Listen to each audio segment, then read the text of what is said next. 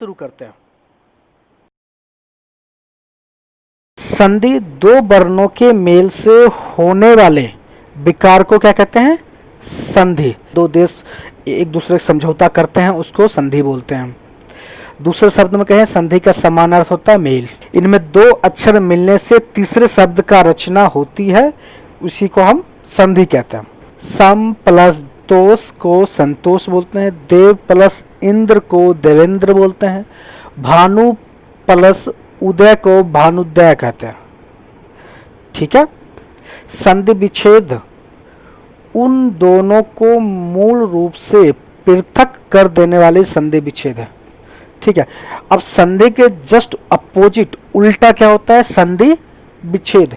अब संधि में क्या होता है? मेल होता है और एक शब्द दो अक्षर को मिला के एक अक्षर बनाया जाता है, उसको संधि बोलते हैं। और एक अक्षर को तोड़ के दो अक्षर बनाया जाता है, उसे संधि विच्छेद बोलते हैं। ठीक है। हिम प्लस आलय, हिमालय, यह संधि है। अत्यधिक को हम तोड़ते हैं अति प्लस अधिक, यह संधि विच्छेद है। ठीक है। तो संधि आपको पता चल गया, संधि विच्छेद पता चल गया। आगे चलते हैं। अब जान जाते हैं संधि के कितने भेद होते हैं।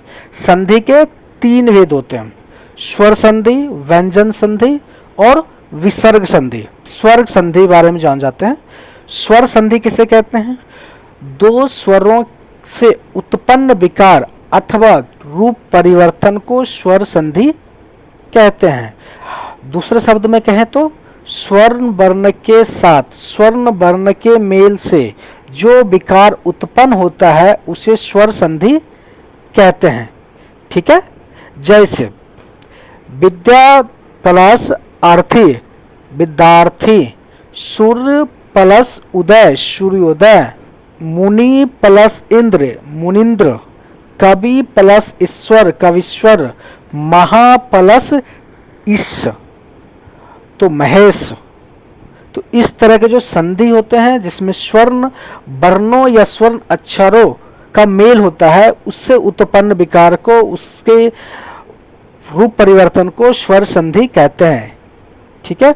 अब स्वर्ण वर्ण के बारे में आपको पूरी जानकारी चाहिए तो उसके लिए मैं डिस्क्रिप्शन में एक लिंक दे रखा हूँ, वर्णमाला के टॉपिक के है।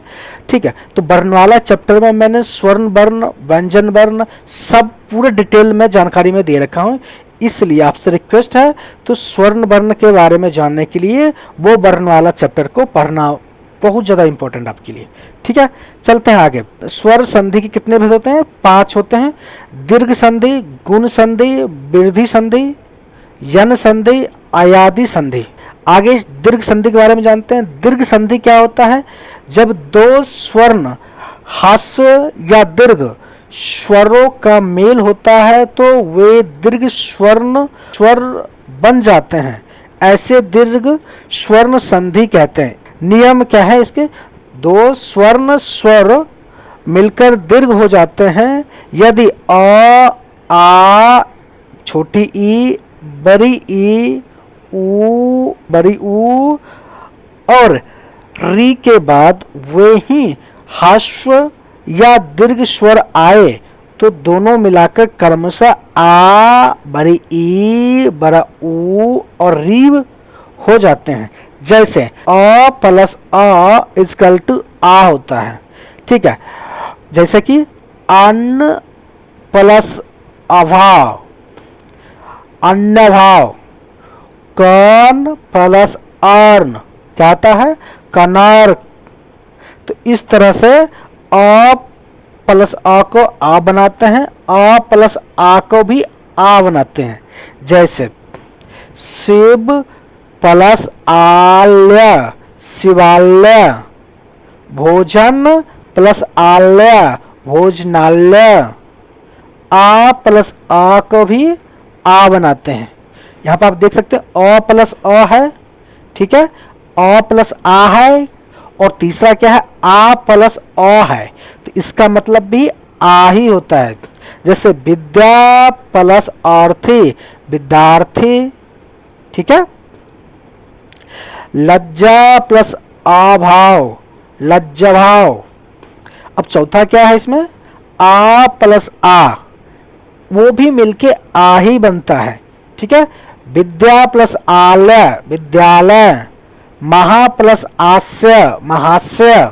तो इस तरह के जो उदाहरण हम दे रखे हैं, ठीक है, इस तरह को हम दीर्घ संधि कहते हैं। ठीक है, अब आ वाला तो आप जान गए, अब ई वाला देख लेते हैं। अब छोटी ई प्लस छोटी ई को बड़ी ई बनाते हैं, उसका है गिरी प्लस इंद्र गिरीन्द्र। अब छोटी ई प्लस बड़ी ई बराबर बड़ी ई, गिरी प्लस ईश ग्रीस। ठीक है, और बड़ी ई प्लस छोटी ई तब भी होता है बड़ी ई, मही प्लस इंद्र महेंद्र। अब बड़ी ई प्लस बड़ी ई तब भी होता है बड़ी ई, तो पृथ्वी प्लस ईर्ष पृथ्वीस। ठीक है, अब ई के बारे में जान लिया, अब ऊ के बारे में चलते हैं।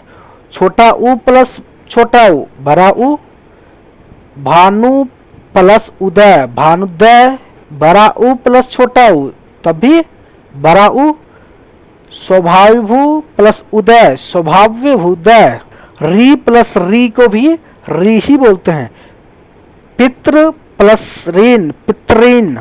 ठीक है, दो ऋण जब संधि करते हैं तो एक ऋण में कन्वर्ट हो जाते हैं। गुण संधि, गुण संधि क्या होता है? अ आ के साथ ई बड़ी ई का मेल होने पर, ए छोटा ऊ बड़ा ऊ का मेल होने पर, ओ तथा री का मेल होने पर अर हो जाने का नाम गुण संधि है। ठीक है, आ प्लस छोटी ई इजकल टू ए, तो देव प्लस इंद्र इजकल टू देवेंद्र, ओ प्लस बड़ी ई इजकल टू ए, देव प्लस इस इजकल टू देवेश, आ प्लस छोटी इजकल टू ए, महा प्लस इंद्र महेंद्र, आ प्लस छोटी ऊ इजकल टू ओ, चंद्र प्लस उदय चंद्रोदय, आ प्लस बड़ा ऊ तब भी बनाता है ओ, समुद्र प्लस उर्मी समुद्रुमी, आ प्लस छोटा औ ऊ इजकल टू ओ, महा प्लस उत्सव महोत्सव, आ प्लस ऊ इजकल टू ओ, इजकल टू गंगा प्लस उर्मी गंगोर्मी, आ प्लस री अर, देव प्लस ऋषि देवऋषि, आ प्लस री अर, महा प्लस ऋषि महर्षि।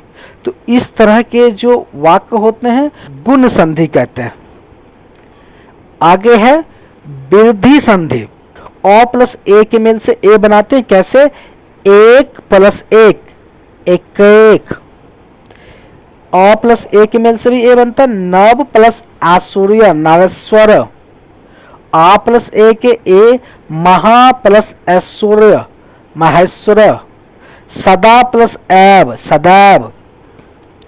ठीक है, अ प्लस ओ को औ बनाते हैं, परम प्लस ओजस्वी परम ओजस्वी, वन प्लस औषधि बनौषधि, आ प्लस औ तब भी औ बनता है, परम प्लस औषध परमौषध, महा प्लस औषधि महोत्सवी, आ प्लस ओ के बन से और आ प्लस औ लगाते हैं तब औ भी बनता है। उस कंडीशन में क्या होता है? महा प्लस औषध महोत्सव।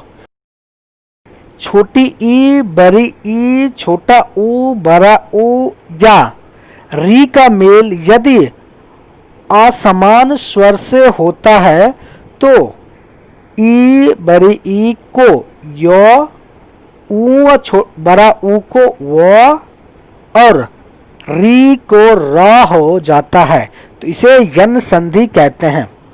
ई प्लस अ इजकल टू य, यदि प्लस आपी यद्यपि।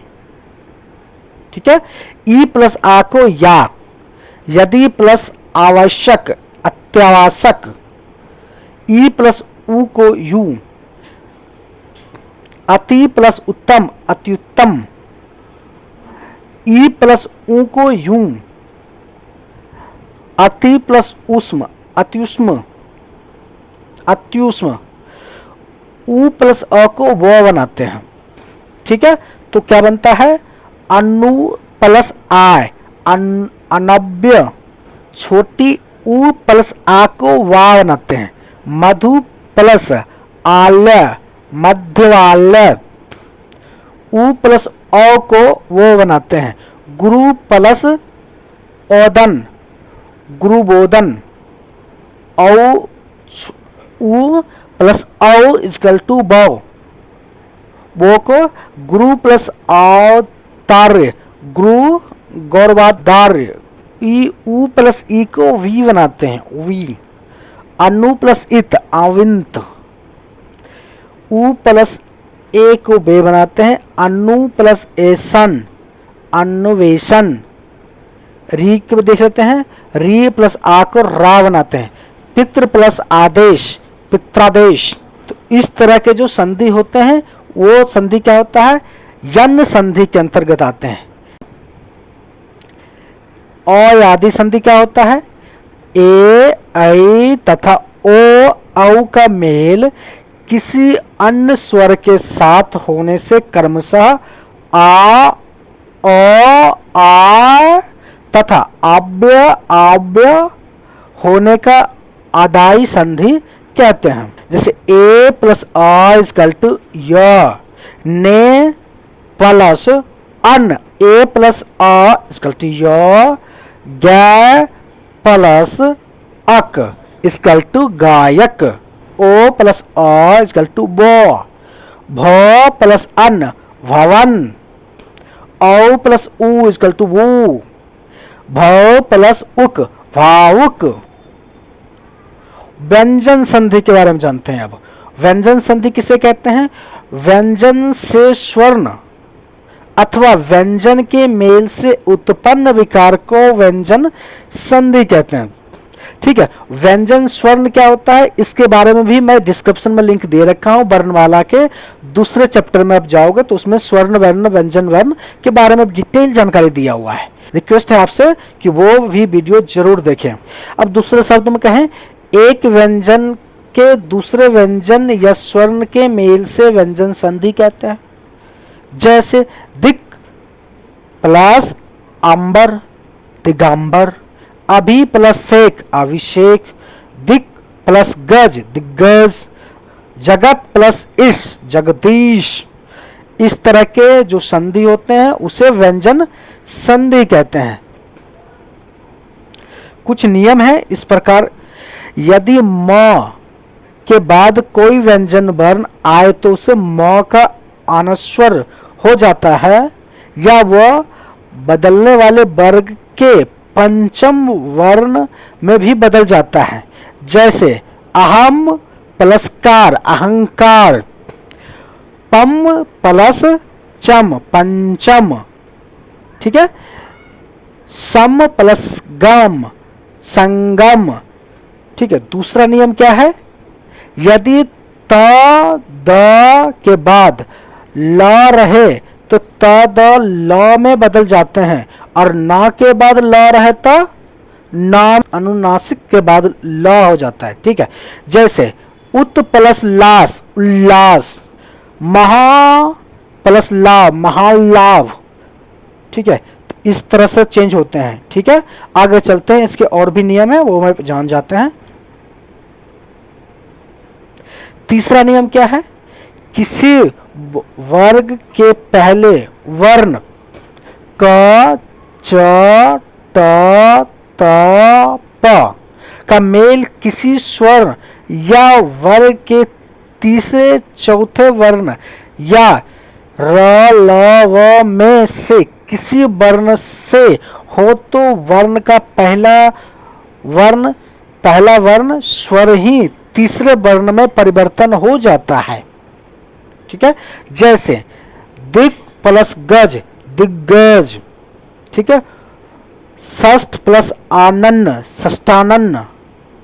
ठीक है, इसमें क्या होता है? दिग प्लस गज में क्या है? दिग्गज वर्ण के तीसरे वर्ण से संधि। षष्ठ प्लस आनंद, षष्ठानन, किसी स्वर्ण से संधि, षष्ठ प्लस रिपु, सृष्टपु, र से संधि। चौथा नियम क्या है?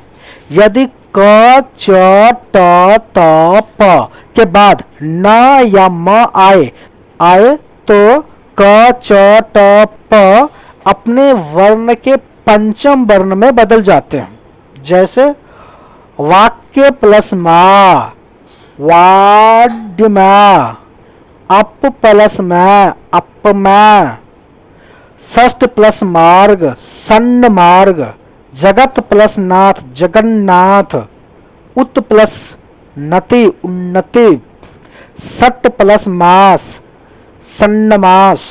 इस तरह से, ठीक है। आगे चलते हैं, इसके और भी नियम है, उसके बारे में जानते हैं।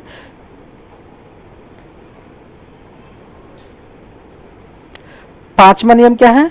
सकार अत वर्ग का सकार और च वर्ग के योग से सकार और च वर्ग तथा फसकार अट्टा वर्ग के योग में फसकार अट्टावर हो जाता है। जैसे सट प्लस स को रमस प्लस सेते, राम सिस्ते, ट प्लस च, सत प्लस चित, ठीक है, सचित। ता प्लस छ को करें महत्व जो छात्र, महचित छात्र। ता प्लस न जोड़े तो महत्व प्लस नकार, महन्नहकार। सट प्लस ता, द्रस प्लस ता, दृष्टा। ता प्लस ता क्या होगा? ये बहुत प्लस टिक्टिव, ब्रिटिव, ठीक है। इस तरह से आप जोड़ के बना सकते हैं, ठीक है। अब छठा नियम क्या है? यदि वर्णों के अंतिम वर्ण को छोड़ शेष वर्णों के बाद ह आए तो ह पूर्ण वर्ण के वर्ण का चतुर्थ वर्ण हो जाता है और ह के पूर्व वाला वर्ण अपने वर्ण का तृतीय वर्ण हो जाता है। जैसे उत प्लस हत, उत्तध, उत प्लस हार, उत्तधार, वाक प्लस हरी, बाघगिरी। इस तरह से आप बना सकते हैं, ठीक है। आगे चलते हैं, आगे कौन से नियम है? सातवां नियम पे चलते हैं। सातवां नियम, स्वर्ण के साथ छ का मेल होने पर छ के स्थान पर चच हो जाता है। परि प्लस छेद, परिच्छेद। साला प्लस छन्नन, साला छन्नन। आ प्लस छंदन, आछंदन, ठीक है। इस प्रकार से आठवां नियम क्या है? ता या द का मेल च या छ से होने पर ता या द के स्थान पर च हो जाता है। च या झ से होने पर ज, ट या ठ से होने पर ट, या ड या ढ से होने पर ड, या ल होने पर ल हो जाते हैं। जैसे जगत प्लस छाया, जग छाया। उत प्लस चारण, उच्चारण। सत प्लस जन, सज्जन। तत् प्लस लीन, तत्लीन। इस तरह से, ठीक है। आगे चलते हैं नौवां नियम पे, ठीक है। नौवां नियम कौन सा है देख लेते हैं। ता का मेल किसी स्वर ग, घ, द, ध, ब, भ, र से होने पर ता के स्थान पर द आ जाते हैं। जैसे सत, त है इसमें, इच्छा, सदिच्छा, द हो गया, ठीक है। जगत जो इस, जगदीश। तत् प्लस रूप, तत्रूप। भगवत प्लस भक्ति, भगवत भक्ति, ठीक है। इस तरह से आप कर सकते हैं चेंज, ठीक है। 10वां नियम क्या है? ता या द का मेल से स से होने पर त या द के स्थान पर च और स के स्थान पर छ हो जाता है। जैसे उत प्लस श्वास, उच्छ श्वास। सत्य प्लस शास्त्र, छात्र, इस तरह से आप, ठीक है। 11वां नियम क्या कहता है? त तथा द का मेल ह से होने पर त या द के स्थान पर द और ह के स्थान पर घ हो जाता है, ठीक है। पद प्लस हति, पद्धति, उत प्लस हार, उद्धार, ठीक है। पद्धति और उद्धार, इसमें जो दो स्थान हुआ द प्लस ह का मिलने से क्या हो गया? ध हो जाता है, ठीक है। आप इस प्रकार इसमें चेंज कर सकते हैं। 12वां नियम क्या है? म का क से म तक किसी वर्ण से मेल होने पर म के स्थान पर उस वर्ण वाले वर्ग का 5वां वर्ण हो जाएगा। जैसे सम प्लस तुष्ट, संतुष्ट, ठीक है। 5वां वर्ण क्या हो? न है तो न हो गया, ठीक है। सम प्लस योग, संयोग, ठीक है, इस प्रकार से, ठीक है। नियम समझ गए आप? आगे चलते हैं। आगे क्या है? आगे नेक्स्ट चैप्टर क्या है? नेक्स्ट चैप्टर पे विसर्ग संधि। इससे पहले मैंने आपको बता दिया स्वर्ग संधि, फिर व्यंजन संधि, उसके नियम। अब चलते हैं विसर्ग संधि पे, ठीक है। विसर्ग संधि किसे कहते हैं? विसर्ग के साथ स्वर या व्यंजन मेल से जो विकार होता है उसे विसर्ग संधि कहते हैं। दूसरे शब्द में कहें तो स्वर और व्यंजन के मेल से विसर्ग में जो विसर्ग होता है उसे विसर्ग संधि कहते हैं। इसको कहते हैं विसर्ग। विसर्ग के साथ जब किसी स्वर अथवा व्यंजन का मेल होता है तो उसे विसर्ग संधि कहते हैं। जैसे अंतः प्लस करण, अंतकरण, अंतः प्लस गत, अंतर्गत, अंतः प्लस ध्यान, अंत ध्यान, अंतः प्लस राष्ट्रीय, अंतरराष्ट्रीय, ठीक है। इसको विसर्ग बोलते हैं। इस तरह के जो संधि होते हैं वो विसर्ग संधि कहलाते हैं। चलिए विसर्ग संधि के नियमों पे चलते हैं, ठीक है। पहला नियम क्या है? यदि विसर्ग से पहले अ आए, ठीक है, विसर्ग से पहले अ आए और उसके बाद वर्ग का तृतीय, चतुर्थ या पंचम वर्ग आए या य, र, ल, व, ह रहे तो विसर्ग का उ हो जाता है और उ पूर्ववर्ती अ से मिलकर गुण संधि द्वारा अ हो जाता है, ठीक है।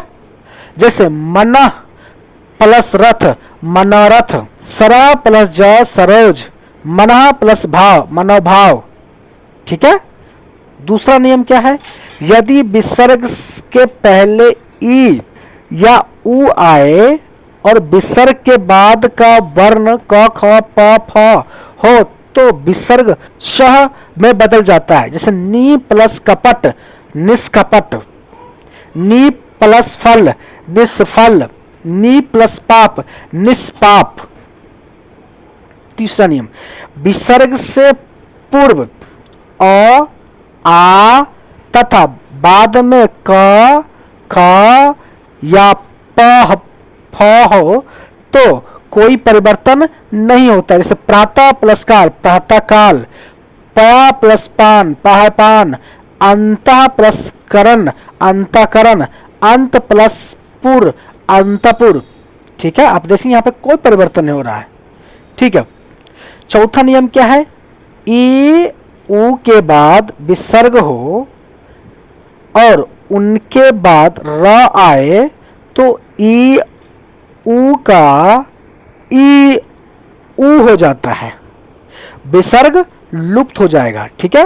नी प्लस रब, नी रब, नी प्लस रस, नी रस, नी प्लस रोग, नी रोग, दु प्लस राज, दुराज, विसर्ग लुप्त हो गया और छोटी ई बड़ी में ट्रांसफर हो गया, अब छोटा उ बड़ा उ में ट्रांसफर हो गया। यदि विसर्ग के पहले आ और आ को छोड़कर कोई दूसरा स्वर आए और विसर्ग के बाद कोई स्वर हो या किसी वर्ग का तृतीय, चतुर्थ, पंचम वर्ग हो या य, र, ल, व, ह हो तो विसर्ग के स्थान में र हो जाता है। जैसे नी प्लस उपाय निरूपा, नी प्लस झर निर्झर, नी प्लस जल निर्जल, नी प्लस धन निर्धन। यदि विसर्ग के बाद च छ स हो तो विसर्ग स ट ठ स हो तो स और त थ स हो तो स हो जाता है। जैसे नी प्लस च निश्चय, नी प्लस छ निश्चल, नी प्लस तार निस्तार, नी प्लस सार निस्सार। इस तरह से आप बदल सकते हैं। सातवां नियम क्या है? यदि विसर्ग के आगे पीछे अ हो तो पहला अ और विसर्ग मिलाकर अ हो जाता है और विसर्ग के बाद वाले अ का लोप होता है तथा उसके स्थान लुप्तकार का चिन्ह सह लगा दिया जाता है। जैसे प्रथम प्लस अध्याय प्रमोध्याय, मना प्लस अभिलाषित मनसविलासित, यश प्लस अभिलाषित यशाभिलाषी। ठीक है, इस प्रकार से आप चेंज कर सकते हैं, संधि कर सकते हैं। विसर्ग से पहले आ को छोड़कर किसी अन्य स्वर के होने पर और विसर्ग के बाद र रहने पर विसर्ग लुप्त हो जाता है और यदि उससे पहले ह्रस्व स्वर हो तो वह दीर्घ हो जाता है। जैसे नी प्लस रस नीरस, नी प्लस रोग निरोग। आगे चलते हैं, 8 नियम हो गए, लास्ट नियम पे चलते हैं। 9वां नियम क्या है? विसर्ग के बाद स और स होने पर या तो विसर्ग यथावत रहता है या उससे आने वाले वर्ण हो जाता है। जैसे नी प्लस संदेह निसंदेह अथवा निसंदेह, नी प्लस सहाय निसहाय अथवा निस्सहाय। इस तरह से आप परिवर्तन कर सकते हैं। यह संधि का लास्ट नियम था, विसर्ग संधि का भी लास्ट नियम था। यहाँ पे संधि खत्म हो गया है। ठीक है। संज्ञा उस विकारी शब्द को कहते हैं जिससे किसी विशेष वस्तु, भाव और जीव के नाम का बोध हो, उसे संज्ञा कहते हैं। दूसरे शब्द में कहें तो किसी प्राणी, वस्तु, स्थान, गुण, भाव के नाम को ही संज्ञा कहते हैं। जैसे प्राणी के नाम में एग्जाम्पल लेता हूँ, मोर, घोड़ा, अनिल, किरण, जवाहरलाल नेहरू इत्यादि। ये सारे जो है ना प्राणी के नाम हैं। जैसे वस्तु के नाम में आते हैं, वस्तु के नाम में जैसे अनार, रेडियो, किताब, संदूक इत्यादि, ये वस्तु के नाम हैं। स्थान के नाम में कहते हैं कुतुब मीनार, नगर, भारत, मेरठ, और भी बहुत सारा जगह के नाम है, पटना, हैदराबाद, मद्रास। इस तरह के जो जगह के नाम हैं उसको क्या कहते हैं? वो भी एक संज्ञा है। भाव के नाम को भी संज्ञा कहते हैं, जैसे वीरता, बुढ़ापा, मिठास इत्यादि। इस तरह के वस्तु के नाम, प्राणी के नाम, स्थान के नाम, भाव, गुण इत्यादि जिसका बोध हो उसको संज्ञा कहते हैं। ये डिफिनीशन में लिखा हुआ है, बाकी ये एग्जाम्पल्स हैं। ठीक है, आगे चलते हैं। आगे क्या है? संज्ञा के कितने प्रकार के होते हैं संज्ञा देखते हैं। संज्ञा कितने प्रकार के होते हैं? मुख्यतः ये 3 प्रकार की ही संज्ञा होती है, परंतु जातिवाचक संज्ञा के 2 और प्रकार होते हैं जिसकी वजह से संज्ञा के 2 और प्रकार बढ़ जाते हैं और इसके 5 प्रकार के होते हैं। व्यक्तिवाचक संज्ञा, जातिवाचक संज्ञा, भाववाचक संज्ञा, समूहवाचक संज्ञा और द्रव्यवाचक संज्ञा।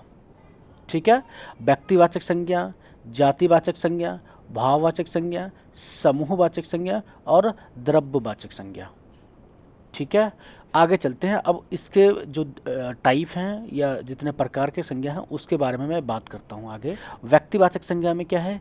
जिस शब्द से किसी एक वस्तु या व्यक्ति का बोध होता है उसे व्यक्तिवाचक संज्ञा कहते हैं। जैसे रमेश, महेश, गंगा, हिमालय। रमेश एक व्यक्ति का बोध होता है, महेश भी व्यक्ति का बोध होता है, गंगा एक व्यक्ति का बोध है, हिमालय भी एक टाइप के व्यक्ति हैं। ठीक है। व्यक्तिवाचक संज्ञा में व्यक्तियों, दिशाओं, देशों, राष्ट्रीयता, समुद्रों, नदियों, पर्वतों, सड़कों, पुस्तकों, समाचार पत्रों, घटनाओं, दिन, महीनों, त्योहार, उत्सवों इत्यादि के स्थान दिया जाता है। ठीक है। उदाहरण: श्याम, सुरेश, उत्तर, दक्षिण, पूर्व, पश्चिम, भारत, भारतीय, हिंदू महासागर, हिमालय, दिल्ली, त्रिदेव, दैनिक जागरण, मई, बुधवार, होली, दिवाली जैसे शब्द व्यक्तिवाचक शब्द हैं। जिस शब्द से एक ही प्रकार की वस्तुओं, व्यक्तियों तथा प्रवृत्तियों का बोध हो उसे जातिवाचक संज्ञा कहते हैं। संबंधियों, व्यवसायों, पदों तथा कार्यों, पशु पक्षियों, वस्तुओं तथा प्राकृतिक तत्व के नाम जातिवाचक संज्ञा के अंतर्गत आते हैं। उदाहरण के तौर पर भाई, बहन, प्रोफेसर, मनुष्य, नदी, घोड़ा, गाय, पशु, वर्षा, ज्वालामुखी, राजा, मंत्री, कुर्सी, घोड़ा, बनिया, ब्राह्मण, लड़का, नर, नारी, आदमी, औरत, पहाड़, नदी, घाटी, समुद्र, द्वीप, तालाब, अनाज जैसे शब्द जातिवाचक संज्ञा के अंतर्गत आते हैं। भाववाचक संज्ञा किसे कहते हैं? जिस शब्द से किसी व्यक्ति या वस्तु के गुण या धर्म, दशा तथा कार्य व्यापार का बोध होता है उसे भाववाचक संज्ञा कहते हैं। प्रत्येक पदार्थ का अपना एक स्वभाव होता है। मनुष्य का स्वभाव मनुष्यत्व तथा पशु का स्वभाव हरकत पशुत्व कहलाता है। ठीक है। भाववाचक संज्ञा के एक शब्द से एक ही शब्द का बोध होता है। इस कारण से शब्दों का प्रयोग उसके उसी रूप में होता है। बहुवचन के प्रयोग संभव नहीं होते हैं। उदाहरण के तौर भाववाचक संज्ञा के उदाहरण के तौर पे लंबाई, नम्रता, चाल, समझ, मनुष्यत्व, देवत्व, पुरुषत्व, अपमान, बंधुत्व, मर्दाना, शीतलता, मिठास, तीखापन, बुढ़ापा, मित्रता, गर्मी, सर्दी, निजित्व, मित्रता, पढ़ाई, लड़ाई, कराई, प्रहार इत्यादि भाववाचक संज्ञा के उदाहरण हैं। कौन सा है? समूहवाचक संज्ञा। जिस शब्द से वस्तु अथवा व्यक्ति के समूह अथवा बहुलता का बोध हो उसे समूहवाचक संज्ञा कहते हैं। जैसे सभा, दल, संघ, गुच्छा, कुंज इत्यादि शब्दों समूह का बोध होता है। उदाहरण के तौर पर मेला, भीड़, बाजार, प्रदर्शन, रैली, सेना, जुलूस, पार्टी, कुंज, धौध, जमावड़ा, सैलाब, युद्ध, समुदाय, हुजूम, सेना, झुंड, गिरोह इत्यादि समूहवाचक संज्ञा के उदाहरण हैं। ठीक है। आगे चलते। आगे है द्रव्यवाचक संज्ञा। जिस शब्द से किसी धातु, द्रव्य तथा ऐसे वस्तुओं जिसे नापा तौला जा सके का बोध हो उसे द्रव्यवाचक संज्ञा कहते हैं। ठीक है। जैसे दूध, दही, सोना, चांदी, लोहा, लकड़ी, पानी, पित्तल, तांबा, तेजाब, शराब, घी, जल, खून, तेल, पारा इत्यादि शब्द जो है द्रव्यवाचक संज्ञा के उदाहरण हैं। ठीक है। ये हो गए पांचों संज्ञा के प्रकार। ठीक है। और आगे चलते हैं। अब थोड़ा सा ट्रांसफर कर लेते हैं। भाववाचक संज्ञा का निर्माण कैसे किया जाता है? जातिवाचक संज्ञा में दिया हो कोई शब्द तो उसको भाववाचक संज्ञा में ट्रांसफर करना है। जैसे बूढ़ा एक जातिवाचक संज्ञा है, बुढ़ापा भाववाचक संज्ञा हो गया, लड़का एक जातिवाचक संज्ञा है, लड़कपन एक भाववाचक संज्ञा है, मित्र एक जातिवाचक संज्ञा है, मित्रता भाववाचक संज्ञा है, मनुष्य जातिवाचक संज्ञा है, मनुष्यत्व भाववाचक संज्ञा है, विशेषण से भाववाचक संज्ञा कैसे बनाएंगे? गर्म, ये विशेषण है, गर्मी भाववाचक संज्ञा है। मीठा विशेषण है, मिठास भाववाचक संज्ञा है। कठोर विशेषण है, कठोरता भाववाचक संज्ञा है। नर्म विशेषण है, नर्मता, ये भाववाचक संज्ञा है। अब क्रिया से भाववाचक संज्ञा कैसे बनाएंगे? चढ़ना एक क्रिया है, चढ़ाई। पढ़ना पढ़ाई। रोना रुलाई। दौड़ना दौड़, ये सारे भाववाचक संज्ञा क्रिया से बनाया गया है। ठीक है। सर्वनाम से कैसे बनाते हैं भाववाचक संज्ञा? अपना, अपनाना, निज, निजित्व, ये सर्वनाम था और इसको भाववाचक संज्ञा में का निर्माण किया गया। ठीक है। अवव्य से कैसे बनाते हैं भाववाचक संज्ञा? दूर, दूरी, समीप, समीपत्व, इस तरह से आप भाववाचक संज्ञा का निर्माण कर सकते हैं। अगला क्या है? अगला देख लेते हैं। अगला है संज्ञा का रूप परिवर्तन। संज्ञा के प्रयोग में कभी कभी परिवर्तन भी होता है। जातिवाचक संज्ञा व्यक्तिवाचक संज्ञा के रूप में, व्यक्तिवाचक संज्ञा जातिवाचक संज्ञा के रूप में तथा भाववाचक संज्ञा का जातिवाचक संज्ञा के रूप में प्रयोग देखने को मिलता है। संज्ञा का रूप परिवर्तन जैसे जातिवाचक संज्ञा हो वो व्यक्तिवाचक संज्ञा में कभी कभी हो जाता प्रयोग, और व्यक्तिवाचक संज्ञा का जो अगर हो तो जातिवाचक संज्ञा में हो जाता प्रयोग, तथा भाववाचक संज्ञा में हो तो जातिवाचक में हो जाता प्रयोग कभी कभी। वो उदाहरण के लिए मैं बताता हूँ। जैसे देवी एक जातिवाचक संज्ञा है, से दुर्गा बना दो तो दुर्गा एक व्यक्तिवाचक संज्ञा है। गोस्वामी एक जातिवाचक संज्ञा है। तुलसी एक, तुलसीदास, गोस्वामी तो जातिवाचक संज्ञा है और तुलसीदास व्यक्तिवाचक संज्ञा। भीम व्यक्तिवाचक संज्ञा है।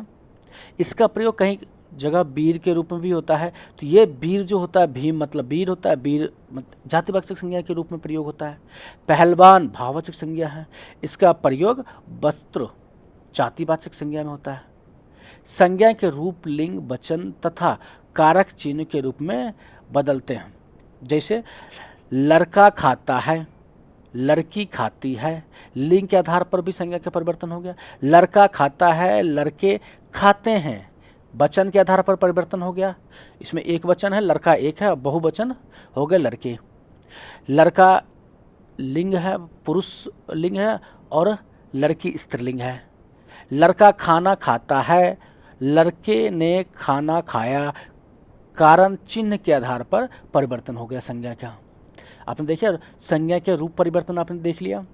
आगे चलते हैं। आगे संज्ञा के पहचान क्या है? अब संज्ञा के पहचान बताते हैं।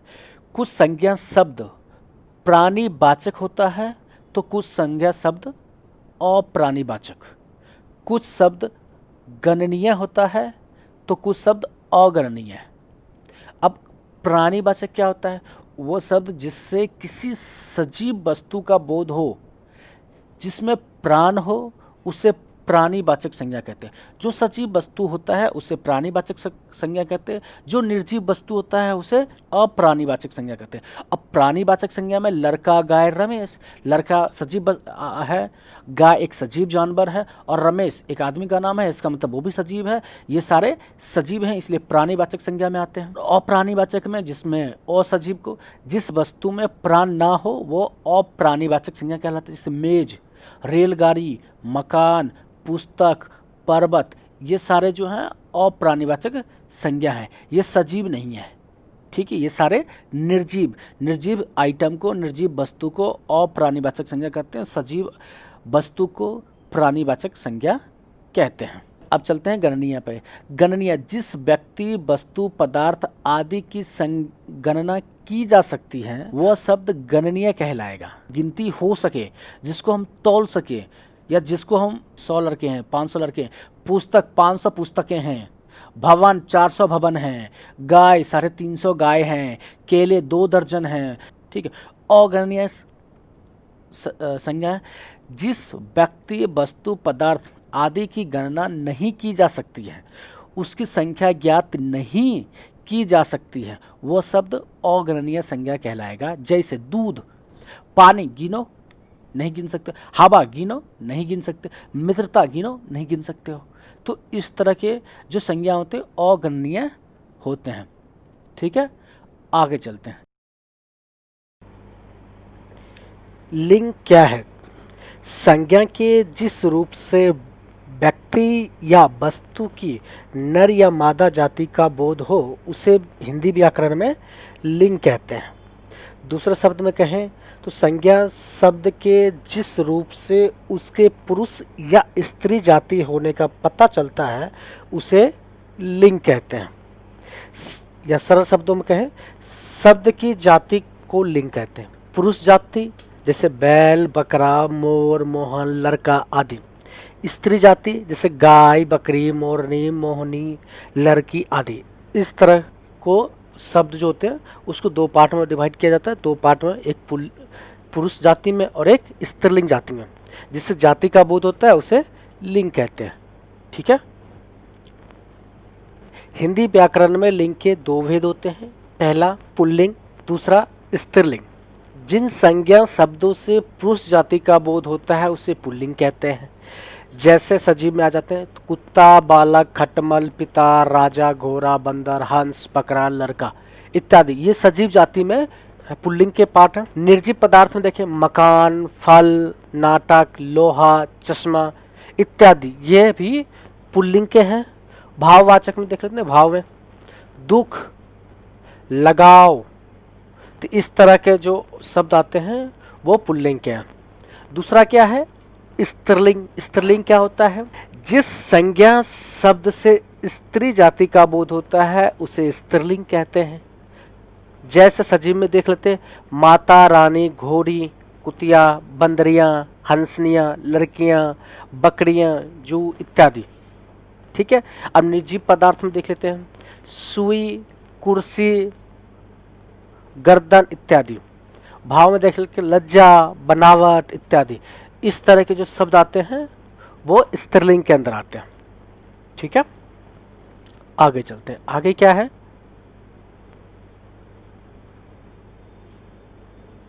पुल्लिंग की पहचान कैसे करेंगे? ठीक है, हम आपको बताते हैं पुल्लिंग का पहचान।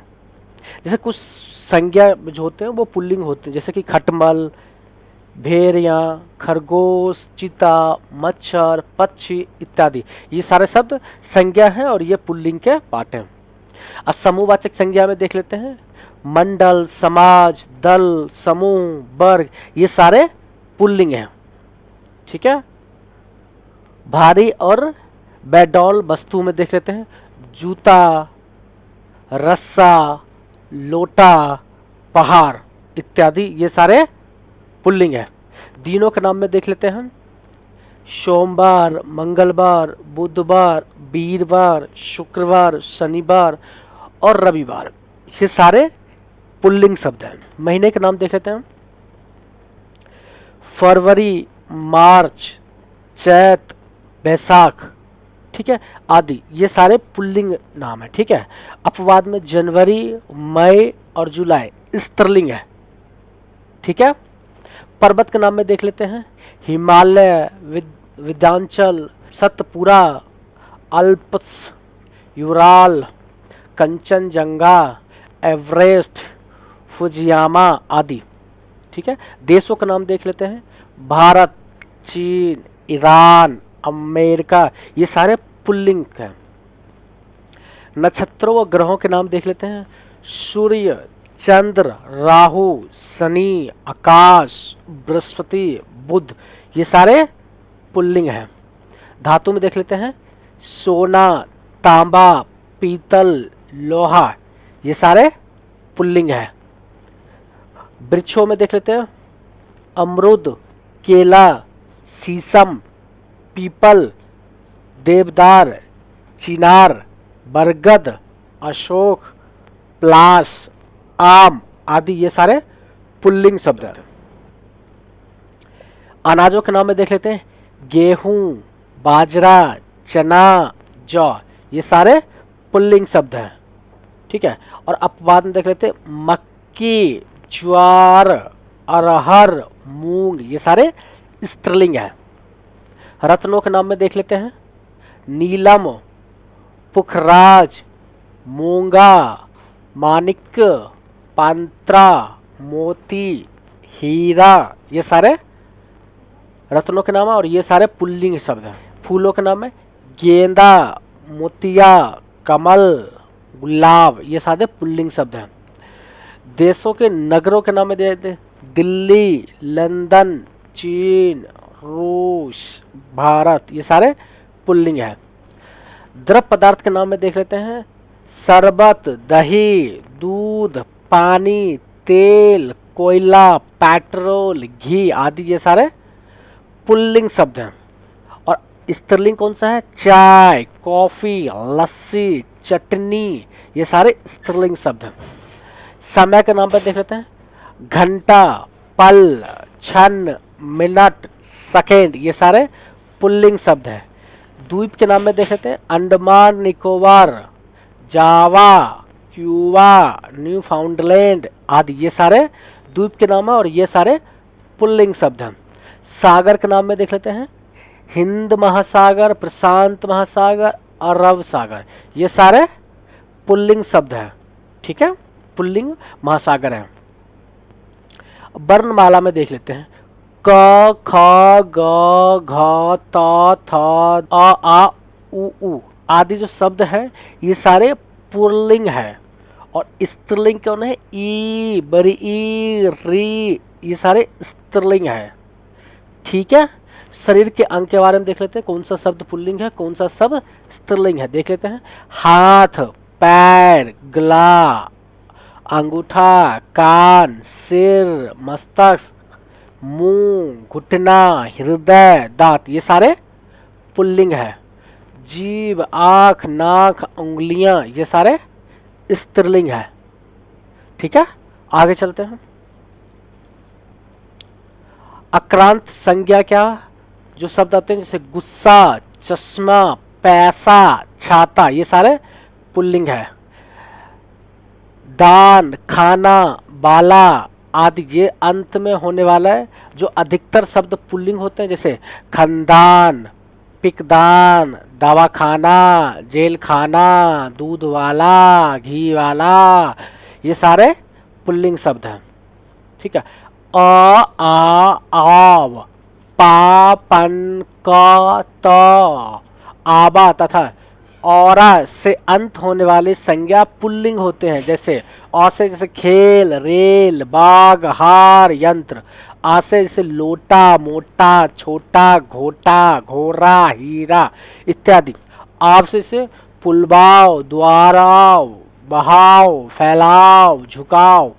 पा से बुढ़ापा, मोटापा, पुजापा, इस तरह से जो शब्द होते हैं वो पुल्लिंग के में आता है। पन से देख लेते हैं, लड़कपन, अपनापन, बचपन, सीधापन, टेढ़ापन, तो ये सारे शब्द जो हैं वो पन से होता है, जिसके लास्ट में पन होता है और ये पुल्लिंग होता है। क में देख लेते हैं, लेखक, गायक, बालक, नायक इत्यादि, ये सारे शब्द पुल्लिंग होते हैं। तो से देख लेते हैं, ममत्व, पुरुषत्व, स्त्रीत्व, मनस्वत्व, ये सारे शब्द पुल्लिंग के अंदर आता है। आवा में देख लेते हैं, हुलावा, छलावा, दिखावा, चढ़ावा इत्यादि, ये शब्द हैं पुल्लिंग है। ठीक है, औरा से देख लेते हैं, पकौड़ा, हथौड़ा, तो ये सारे शब्द जो होते हैं ना पुल्लिंग होता है। मच्छर, गेंडा, कौवा, भालू, तोता, गिदर, जिराफ, खरगोश, जेवरा आदि सदैव पुल्लिंग होते हैं। ठीक है, कुछ प्राणीवाचक शब्द जो सदैव पुरुष जाति का बोध कराते हैं, जैसे बालक, गिद्दर, कौवा, कवि, साधु इत्यादि, ये सारे पुल्लिंग होते हैं। ठीक है, आपने देख लिया पुल्लिंग कैसे पहचान सकते हैं। 25 रूल मैंने बताया है, वो 2500 आपको याद हो जाएगा, तो आप पुल्लिंग आसानी से आप समझ सकते हैं। आप चलते हैं स्त्रीलिंग के बारे में। ठीक है, स्त्रीलिंग कैसे पहचानते हैं, ठीक है, उसका मैं भी बताता हूँ। स्त्रीलिंग शब्दों के अंतर्गत नक्षत्र, नदी, बोली, भाषा, तिथि, भोजन आदि के नाम आते हैं। जैसे कुछ संज्ञा हमेशा स्त्रीलिंग रहती है, जैसे मक्खी, कोयल, मछली, तितली, मैना, ये सारे स्त्रीलिंग ही है होते हैं। समूहवाचक संज्ञा में देख लेते हैं, वीर, कमेटी, सेना, सभा, कक्षा। प्राणीवाचक संज्ञा में देख लेते हैं, घाय, संतान, सौतन इत्यादि। छोटी और सुंदर वस्तु में देख लेते हैं से जूती, रस्सी, लुटिया, पहाड़ी इत्यादि, ये सारे स्त्रीलिंग शब्द हैं। नक्षत्र में देख लेते हैं अश्विनी, रेवती, मृगशिरा, चित्रा, वर्गणी, रोहिणी इत्यादि, ये सारे स्त्रीलिंग नक्षत्र हैं। जैसे बोली में देख लेते हैं मेवाती, ब्रज, खरी बोली, बुलंदली, ये सारे स्त्रीलिंग बोली है। नदियां का नाम देते हैं रवि, कावेरी, कृष्णा, यमुना, सतजल, रावी, ब्यास, गोदावरी, झेलम, गंगा इत्यादि, ये जो नदी हैं सारे स्त्रीलिंग नदी है। भाषाओं लिपियों के नाम देख लेते हैं देवनागरिक, अंग्रेजी, हिंदी, फ्रांसीसी, अरबी, फारसी, जर्नल, बंगाली इत्यादि, ये सारे स्त्रीलिंग है। पुस्तकों में नाम है कुरान, रामायण, गीता, ये सारे स्त्रीलिंग है। तिथियों का नाम देख लें पूर्णिमा, अमावस्या, एकादशी, चतुर्थी, प्रथमा इत्यादि, ये सारे स्त्रीलिंग है। आहार का नाम देख लेते हैं सब्जी, दाल, कचौरी, पूरी, रोटी, ये सारे स्त्रीलिंग है। अपवाद में हलवा, अचार, रायता, ये पुल्लिंग है। इक्रांत वाले शब्द देख लेते हैं नानी, बेटी, मामी, भाभी, ये सारे स्त्रीलिंग है। ठीक है, दूसरा देख लेते हैं आ, ता, आई, आवट, या, आहट आदि प्राय लगाकर भी लगातार भी स्त्रीलिंग शब्द बनते हैं। जैसे आ से लेते भाषा, कविता, प्रजा, दया, विद्या, ये सारे आ से बनते हैं और ये सारे स्त्रीलिंग है। ता से देख लेते हैं गीता, ममता, लता, संगीता, माता, सुंदरता, मधुरता, ये सारे ता से शब्द है और ये स्त्रीलिंग है। आई से देख लेते हैं सगाई, मिठाई, घुनाई, पिटाई, धुलाई इत्यादि, ये सब आई से बनता है और ये सारे स्त्रीलिंग शब्द है। आवट से देखते हैं सजावट, बनावट, खिलावट, सटावट, ये सारे आवट से बनता है और इसलिए सारे स्त्रीलिंग शब्द है। या से देख लेते हैं कुटिया, बुढ़िया, चीरियां, बिंदियां, टिबिया इत्यादि, ये सारे या से बनता है और इसलिए ये स्त्रीलिंग शब्द है। आहट से देखें चिल्लाहट, घबराहट, चिकनाहट, कवराहट, ये सारे आहट से बनते हैं। शरीर के कुछ अंग के नाम जो स्त्रीलिंग में होते हैं जैसे आँख, नाक, जीभ, पलके, ठोड़ी इत्यादि। कुछ आभूषण और परिधान भी स्त्रीलिंग होते हैं जैसे साड़ी, सलवार, चुंदरी, धोती, टोपी, पैंट, कमीज, पगड़ी, माला, चूड़ी, बिंदी, कंघी, नथ, अंगूठी, हौसली आदि। मसाले जो होते हैं वो भी स्त्रीलिंग में आते हैं जैसे दालचीनी, लौंग, हल्दी, मिर्ची, धनिया, इलायची, अजवाइन, सौंफ, चिरौंग, चीनी, कलौजी, चाय, कॉफी इत्यादि, ये सारे स्त्रीलिंग है। ठीक है, ये स्त्रीलिंग यही खत्म होता है। ठीक है, आगे कुछ नोट्स में बना रखा हूँ, मैं नोट्स बताता हूँ। ठीक है, नोट्स हिंदी भाषा में वाक्य रचना में क्रिया का रूप लिंग पर ही निर्भर करता है। यदि कर्ता पुल्लिंग है तो क्रिया की रूप भी पुल्लिंग होगा। यदि कर्ता स्त्रीलिंग है तो क्रिया का जो रूप होगा वो स्त्रीलिंग होगा। ठीक है, ये आपको याद रखना है पूरा। पुल्लिंग और स्त्रीलिंग में वो कर्ता के अनुसार क्रिया बदलती रहती है। ठीक है, अब नीचे कुछ ऐसे शब्द हैं जो स्त्रीलिंग और पुल्लिंग दोनों के रूप में प्रयोग किए जाते हैं जैसे राष्ट्रपति, उपराष्ट्रपति, प्रधानमंत्री, मुख्यमंत्री, चित्रकार, पत्रकार, प्रबंधक, सभापति, वकील, doctor, secretary, governor, lecturer, professor, ये सारे शब्द जो होते हैं वो पुल्लिंग में भी वही यूज होते हैं और स्त्रीलिंग में भी सेम जगह होते हैं। जैसे बर्फ, मेहमान, शिशु, दोस्त इत्यादि, इन शब्दों का भी लिंग का परिचय योजन चिन्ह के अथवा क्रिया अथवा विशेषण से मिलता है। ठीक है, लिंग यही खत्म होता है।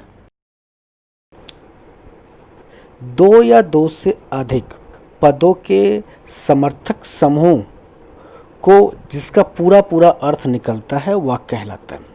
कंडीशन ये है कि उस समूह का अर्थ पूरा पूरा अर्थ निकले, ठीक है, तो उसको क्या कहते हैं, वाक्य। यहाँ पे मैंने एक एग्जांपल दिया, उदाहरण के लिए मैंने बताया सत्य की विजय होती है। इसमें सत्य एक शब्द है और दूसरा शब्द कौन सा है, विजय है। तो ये समूह है, शब्दों की समूह है, इसको एक वाक्य बोलेंगे। इसमें क्या है, सत्य की विजय होती है, इसमें अर्थ निकल रहा है, पूरा पूरा अर्थ निकल रहा है, इसलिए इसको क्या कहेंगे, वाक्य। और जैसे इसमें एक और है, जैसे किंतु सत्य विजय होती है, इसमें कोई वाक्य का अर्थ तो निकल नहीं रहा है, वाक्य तो है मगर अर्थ नहीं निकल रहा है। सत्य विजय होती है, क्या होती है, विजय होती है, मतलब ये अर्थ नहीं निकल रहा है, इसलिए ये इसको वाक्य नहीं बोल सकते, ठीक है। वाक्य ही एक रूप होता है वाक्यांश, शब्दों के ऐसे समूह को जिसका अर्थ तो निकलता है किंतु पूरा पूरा नहीं निकलता है, ऐसे वाक्य को क्या कहते हैं, वाक्यांश कहते हैं। जब शब्दों के समूह का पूरा पूरा अर्थ निकल जाता है उसको वाक्य बोलते हैं। दरवाजे पर, कोने में, वृक्ष के नीचे, तो इस तरह के जितने भी वाक्य होते हैं वो वाक्यांश के अंदर आते हैं, ठीक है। वाक्य का वर्गीकरण, ठीक है, वाक्य के दो वर्गीकरण होते हैं, एक रचना के आधार पर वर्गीकरण कर सकते हैं, दूसरा अर्थ के आधार पर वर्गीकरण करेंगे, ठीक है। अब रचना के आधार पर वाक्य का कितने वर्गीकरण है, 3, और अर्थ के आधार पर 8। अगर अर्थ स्टार्ट करें, अर्थ के आधार पर वाक्य 8 भेद होते हैं, कौन कौन से, विधानवाचक, इच्छावाचक, आज्ञावाचक, निषेधवाचक, प्रश्नवाचक, विस्मयबोधिक, संकेतवाचक और संदेहवाचक। रचना के आधार पर देखें, सरल वाक्य, संयुक्त वाक्य और मिश्रित वाक्य, ठीक है, ये सारे वाक्य का वर्गीकरण है, भेद है। विधानवाचक वाक्य, ऐसे वाक्य जिनसे किसी काम के होने या किसी के अस्तित्व का बोध हो, वह वाक्य विधानवाचक वाक्य कहलाता है। विधानवाचक वाक्य को विधिवाचक वाक्य भी कहते हैं। विधानवाचक वाक्य को विधिवाचक, कहीं कहीं विधिवाचक कह सकते हो, कहीं कहीं वाक्य विधानवाचक है, ग्रामर में लिखे हुए हैं। भारत महान देश है, राम ने खाना खा लिया, राम के पिता का नाम दशरथ है। राधा स्कूल चली गई, मनीष ने पानी पी लिया, अयोध्या के राजा का नाम दशरथ है। तो इस तरह के जितने भी वाक्य होते हैं वो वाक्य विधानवाचक वाक्य के अंतर्गत आते हैं, ठीक है। अब विधानवाचक वाक्य के बाद कौन सा है, इच्छावाचक। ऐसे वाक्य जिनसे हमें वक्ता की कोई इच्छा, कामना, आकांक्षा, आशीर्वाद आदि का बोध हो, वह वाक्य इच्छावाचक वाक्य कहलाता है। जैसे कि दूधो नहाओ पूतो फलो, नव वर्ष मंगलमय हो, तुम्हारा कल्याण हो, भगवान तुम्हें लंबी उम्र दे। इस सारे वाक्य में इच्छा झलक रहा है, ठीक है, इसमें आशीर्वाद दिया जा रहा है। दूधो नहाओ पूतो फलो आशीर्वाद देते हैं, तुम्हारा कल्याण हो ये भी आशीर्वाद देते हैं, भगवान तुम्हें लंबी उम्र दे ये भी एक आशीर्वाद है। तो इस तरह के जो आशीर्वाद, आकांक्षा, कामना, इच्छा, इस तरह जिस वाक्य से झलकते हैं उसको इच्छावाचक वाक्य कहते हैं, ठीक है। आगे चलते हैं, आज्ञावाचक वाक्य। अब आज्ञावाचक के नाम में ये आज्ञा है, ठीक है। ऐसे वाक्य जिनमें आदेश, आज्ञा या अनुमति का पता चले या बोध हो, वे वाक्य आज्ञावाचक वाक्य कहलाते हैं। जैसे कि वहां जाकर बैठिए, यह आज्ञा दे रहा है कि आप वहां जाकर बैठिए, ठीक है। कृपया अपनी मदद स्वयं करिए, अपनी मदद स्वयं करिए, ये आदेश दे रहे हैं आपको, ठीक है। कृपया शांति बनाए रखें। तो इस तरह के जो वाक्य आते हैं वो आज्ञावाचक वाक्य के अंतर्गत आते हैं। अब आज्ञावाचक वाक्य के बाद कौन सा वाक्य आते हैं, निषेधवाचक, जहां पे रोक हो, ठीक है, काम ना होने का या ऐसा तरह का जो रोक होता है उसे कहते हैं निषेधवाचक, ठीक है। जिस वाक्य से कार्य के निषेध का बोध होता है वो वाक्य निषेधवाचक वाक्य कहलाते हैं। जैसे मैं आज खाना नहीं खाऊंगा, तो इसमें निषेध हो रहा है। राम आज स्कूल नहीं जाएगा, जिस वाक्य से नकारात्मक शब्द का बोध होता है उसको कहते हैं निषेधवाचक वाक्य, ठीक है। राम आज रावण को नहीं मारेगा, रमन आज खेलने नहीं जाएगा, रावण आज सीता का अपहरण नहीं करेगा। तो इस तरह के जितने भी वाक्य होते हैं उसे निषेधवाचक वाक्य कहते हैं। अब आगे चलते हैं। निषेधवाचक वाक्य के बाद है प्रश्नवाचक वाक्य। प्रश्नवाचक वाक्य किसे कहते हैं? जिन वाक्य में कोई प्रश्न किया जाए या किसी से कोई बात पूछी जाए उन्हें प्रश्नवाचक वाक्य कहते हैं। ठीक है।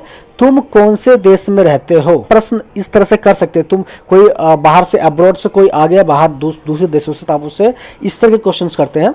उसका आंसर जानने के लिए आप प्रश्न पूछते हैं, तो उसको प्रश्नवाचक वाक्य कहते हैं।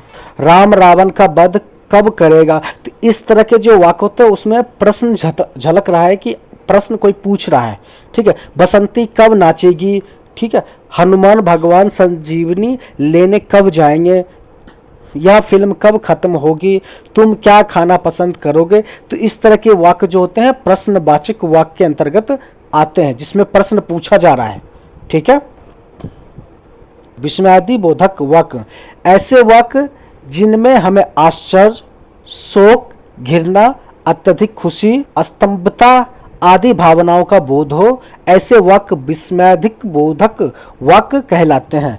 इन वाक्य में जो शब्द विस्मय के होते हैं उनके पीछे विस्मय सूचक चिन्ह लगता है। इस चिन्ह से हम इस वाक्य की पहचान कर सकते हैं। ठीक है। यह चिन्ह विस्मय बोधक चिन्ह होता है। ठीक है।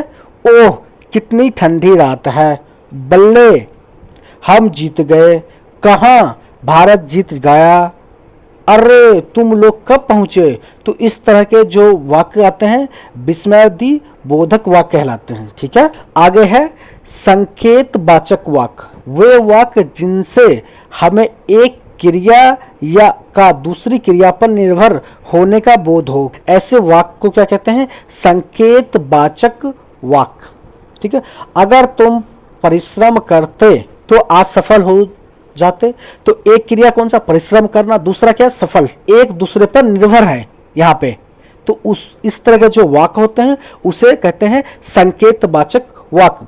अगर बारिश अच्छी होती तो फसल भी अच्छी होती, बारिश खराब तो फसल भी खराब। अगर आज तुम जल्दी उठ जाते तो स्कूल के लिए लेट नहीं होते, मतलब जल्दी उठेंगे तभी तो स्कूल जा पहुंचेंगे, नहीं तो लेट होंगे। तो एक दूसरे पर निर्भर, एक दूसरे पर जो क्रियाएं निर्भर होता है, इस तरह के जो भी वाक्य होते हैं उसे कहते हैं संकेतवाचक वाक्य। ठीक है। अब चलते हैं आगे। संदेहवाचक वाक्य किसे कहते हैं? ऐसे वाक्य जिनसे हमें किसी प्रकार के संदेह या संभावना का बोध होता है, वह वाक्य संदेहवाचक वाक्य कहलाते हैं। जैसे आज सुबह तेज बारिश हो सकती है, होगी नहीं, हो सकती है। ठीक है। शायद आज राम रावण का वध करेगा, आकांक्षा है इसमें। शायद मोहन मान जाए, शायद वह अभी नहीं पहुंचा, शायद आपने इस वीडियो को देखा, शायद आपने कमेंट किया कि नहीं किया। मुझे लगता है आप सीखे होंगे वाक्य संदेहवाचक वाक्य से। इस तरह के जो भी वाक्य होते हैं वो संदेहवाचक वाक्य के अंतर्गत आते हैं। ठीक है। अब रचना के आधार पर देख लेते हैं। ठीक है। अब रचना के आधार पर वाक्य का 3 प्रकार है। अब पहला पर देख लेते हैं कौन सा है? सरल वाक्य। ठीक है। सरल वाक्य ऐसे वाक्य जिसमें एक ही क्रिया एवं एक ही कर्ता होता है, या जिस वाक्य में एक ही उद्देश्य एवं एक ही विधेय होता है, वो वाक्य सरल वाक्य कहलाता है। जैसे रोहन खेलता है, इसमें क्या है? कर्ता कौन है? रोहन। खेलना है क्रिया, रोहन भी एक ही है, रोहन लिखा हुआ भी एक है, और कर्ता ये रोहन है और ये खेलता है। तो दो शब्द हो गए। तो रोहन खेलता है, तो दो ऐसे शब्द को क्या कहते हैं? सरल वाक्य कहते हैं। मीता दौड़ती है, आकाश भागता रहता है, श्याम पढ़ाई करता है, सीता खाना खाती है, संगीता चलती है। तो इस तरह के जो भी वाक्य होता है उसे कहते हैं सरल वाक्य। ठीक है। सरल वाक्य के बाद कौन सा वाक्य है? संयुक्त वाक्य देख लेते हैं हम। ऐसे वाक्य जिसमें 2 या 2 से अधिक उपवाक्य हो एवं सभी उपवाक्य प्रधान हो, ऐसे वाक्य को संयुक्त वाक्य कहते हैं। जैसे वह सुबह गया और शाम को लौट आया, इसमें सभी वाक्य जो उपवाक्य प्रधान है वह सुबह गया, ठीक है, शाम को लौटा। तो इसमें से कोई भी एक वाक्य को हटा देंगे तो इसका मीनिंग खराब हो जाएगा, ठीक है। तो ऐसे जो शब्द होते संयुक्त वाक्य, दिन ढल गया और अंधेरा बढ़ने लगा। प्रिया बोला पर असत्य नहीं, मैंने बहुत परिश्रम किया इसलिए सफल हो गया, मैं बहुत तेज दौड़ा फिर भी ट्रेन नहीं पकड़ पाया। तो इस तरह के जो भी वाक्य होते हैं वो संयुक्त वाक्य होते हैं, ठीक है। अब आगे चलते हैं, संयुक्त वाक्य के कितने भेद होते हैं। संयुक्त वाक्य के 4 प्रकार के होते हैं। कौन कौन से? संयोजक, विभाजक, विकल्प सूचक और परिणाम बोधक, ठीक है। अब संयोजक वाक्य किसे कहते हैं? जब एक साधारण वाक्य दूसरे साधारण या मिश्रित वाक्य से संयोजक अवयव द्वारा जुड़ा होता है तो उसे कहते हैं संयोजक वाक्य। जैसे गीता गई और सीता आई, संयोग वाक्य जो भी होता है उसे संयोजक वाक्य कहते हैं। दूसरा क्या है? विभाजक। जब साधारण अथवा मिश्र वाक्य का परस्पर भेद या विरोध का संबंध होता है तो ऐसे वाक्य विभाजक वाक्य कहते हैं। जैसे वह मेहनत तो बहुत करता है पर फल नहीं मिलता, ठीक है, मेहनत करने के बावजूद फल नहीं मिलता है। तो ये मिश्रित वाक्य के अंतर्गत आते हैं और साधारण वाक्य भी है, मतलब इस दोनों को अलग अलग भी है। तो इसको विभाजन कर रहा है, पर सफल नहीं होना, सफल होना एक अलग, सफलता मिलना एक अलग वाक्य है, मेहनत करना एक अलग वाक्य है। दोनों को मिला के दोस्तों एक दूसरे को संयुक्त कर दिया, एक दूसरे पर आश्रित भी कर दिया, तो इसको कहते हैं विभाजक। विकल्प सूचक किसे कहते हैं? जब दो बातों में से किसी एक को स्वीकार करना होता है तो वैसे वाक्य को विकल्प सूचक, जैसे 4-5 विकल्प दिया हुआ है उसमें से एक विकल्प को चूज करना है तो उसे उस तरह के वाक्य को क्या कहते हैं? विकल्प सूचक वाक्य। जैसे या तो उसे मैं अखाड़े में पछाड़ूंगा या अखाड़े में उतरना ही छोड़ दूंगा, ठीक है। इसमें से 2 विकल्प, वो पछाड़ देगा, उसको हरा देगा अखाड़े में, या वो अखाड़ा छोड़ देगा, दोनों में से एक विकल्प है, विकल्प सूचक वाक्य कहते हैं, ठीक है। परिणाम बोधक। जब एक साधारण वाक्य दूसरे साधारण या मिश्रित वाक्य का परिणाम होता है तो उसे परिणाम बोधक वाक्य कहते हैं। जैसे आज मुझे बहुत काम है इसलिए मैं तुम्हारे पास नहीं आ सकूंगा, तो इस तरह के वाक्य को क्या कहते हैं? परिणाम बोधक, ठीक है। चलते हैं तीसरे पे। तीसरा कौन सा है? मिश्रित वाक्य। ऐसे वाक्य जिनमें सरल वाक्य के साथ साथ कोई दूसरा उपवाक्य भी हो वह वाक्य मिश्रित वाक्य कहलाते हैं। मिश्रित वाक्य की रचना एक से अधिक ऐसे साधारण वाक्यों से होती है जिनमें एक प्रधान वाक्य होता है एवं दूसरा वाक्य आश्रित वाक्य होता है, ठीक है, आश्रित होता है, ठीक है। तो उसे क्या कहते हैं? मिश्रित वाक्य। जो औरत वहां बैठी है वह मेरी माँ है, जो लड़का कमरे में बैठा है वह मेरा भाई है, यदि परिश्रम करोगे तो उत्तीर्ण हो जाओगे, मैं जानता हूं कि तुम्हारे अक्षर अच्छे नहीं बनते। तो इस तरह के जो भी वाक्य होते हैं मिश्रित वाक्य कहते हैं, ठीक है। मिश्रित वाक्य कितने भेद होते हैं? मिश्रित वाक्य के 3 भेद होते हैं, 3 प्रकार के मिश्रित वाक्य होते हैं। जैसे संज्ञा उपवाक्य, विशेषण उपवाक्य और क्रिया विशेषण उपवाक्य। संज्ञा उपवाक्य किसे कहते हैं? जब आश्रित उपवाक्य किसी संज्ञा अथवा सर्वनाम के स्थान पर आता है तब वह संज्ञा उपवाक्य कहलाता है। यहाँ मैं कभी नहीं आऊंगा, ठीक, यहाँ मैं कभी नहीं आऊं। विशेषण वाक्य जो आश्रित उपवाक्य मुख्य उपवाक्य की संज्ञा शब्द अथवा सर्वनाम शब्द की विशेषता बताता है, विशेषण उपवाक्य कहलाता है। जैसे कि जो घड़ी मेज पर रखी है वह मुझे पुरस्कार स्वरूप मिली है। क्रिया विशेषण उपवाक्य जब आश्रित उपवाक्य प्रधान उपवाक्य की क्रिया की विशेषता बतलाता है तब वह क्रिया विशेषण उपवाक्य कहलाता है।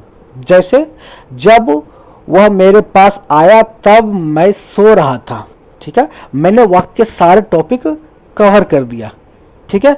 अगर वीडियो आपको अच्छा लगा तो इसे लाइक करें और शेयर जरूर करें। वाक्य के बारे में यदि आपका कोई भी सवाल या सुझाव हो तो आप कमेंट बॉक्स में लिख सकते हैं। ठीक है, इस वीडियो को देखने के लिए आपको धन्यवाद।